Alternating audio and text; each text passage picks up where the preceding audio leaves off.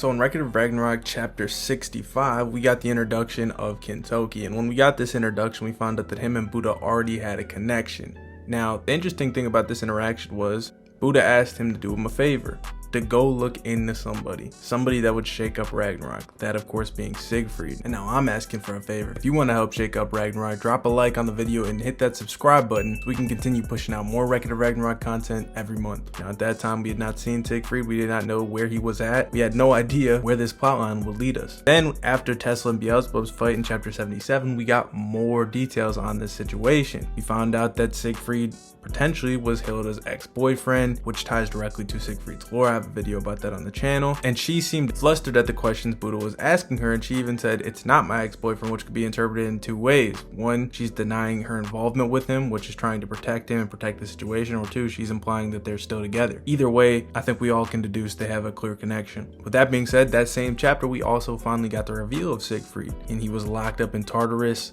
tattered in chains, tied to a cross, something akin to a crucifixion, locked in a cell with all these other demons around. Now, one thing I noticed right away, I do believe they were teasing that Siegfried may have some kind of charm speak ability. If you look at how terrified the guards were when they realized they were actually engaging in conversation with him, it seems fishy. But you know, there's been a lot of things in Ragnarok that have seemed fishy that didn't end up getting paid off, but I'm just putting it out there. It's possible that he has some kind of ability where if you speak to him, he can get inside your mind or something like that, because they literally say verbatim, "Oh no, that was close.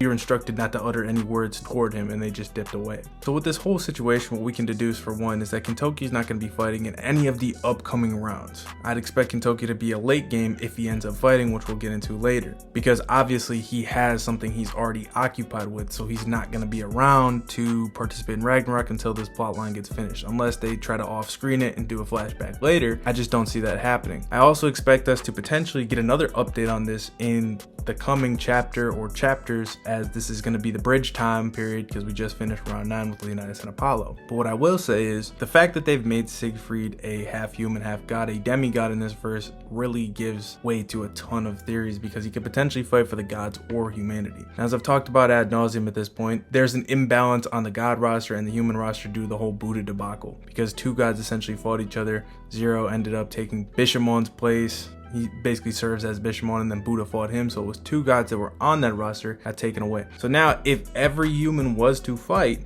they do not have the ample amount of opponents on the other side. There is one more human than there is gods. Now, of course, we've talked about this before. They do not have to finish the fight. Not everybody has to fight, but I think that since they were advertised, they're more than likely going to get some kind of showcase. Now, the one character that may not get a fight is Kintoki, and they could work that into this Siegfried plotline. I fully expect Kintoki to show up to Tartarus. Now, when he does get to Tartarus, this is where things get interesting. I think there's a couple possibilities. One, Kintoki could free Siegfried. Two, this charm speak thing already did work on the guards, and they are going to end up falling under the spell, and the next time we cut back, maybe he'll already be freed, maybe they'll let him go. But if Kintoki frees him, I don't think it's going to be so cut and dry as where like Siegfried just comes back with Kintoki. I think that there's a high plausible likelihood we actually get to see a fight between Siegfried and Kintoki, and I for one am all for this. I think this would be a fucking phenomenal addition to the series, giving us a fight outside the confines of Ragnarok in Tartarus between Siegfried and Kintoki, where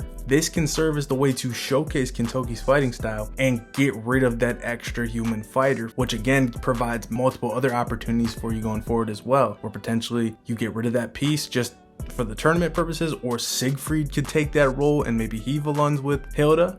Siegfried could also oppose and join the god side. I've talked about this before, where maybe a bargaining chip for his freedom is that he takes on that 14th role, as they need another god for that final spot, where it's just like, hey, you go in there and you win, you're free. There's so many possibilities with this, but I like the idea of Siegfried being a jaded character where we don't know where he stands, whether he's a good guy or bad guy, an anti-hero in a sense, where he might end up killing Kintoki on his way out of Tartarus, where Kintoki was instructed to look into it. Siegfried goes on a rampage. Maybe he ravages the prison. You can't tell me that shit wouldn't be badass now.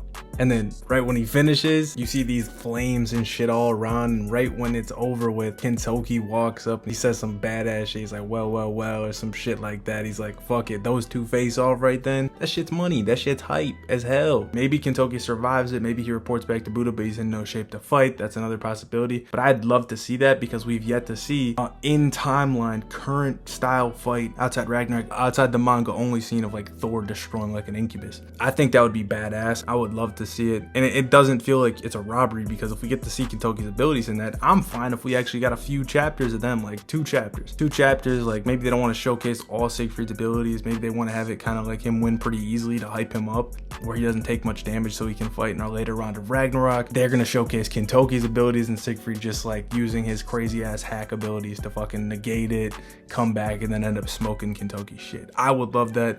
I want to see that going forward. And what do you think the reason Buddha is so worried about this is? Do you think that this leads to a Buddha-Hilda conflict? Do you think this leads to a Buddha-Siegfried conflict?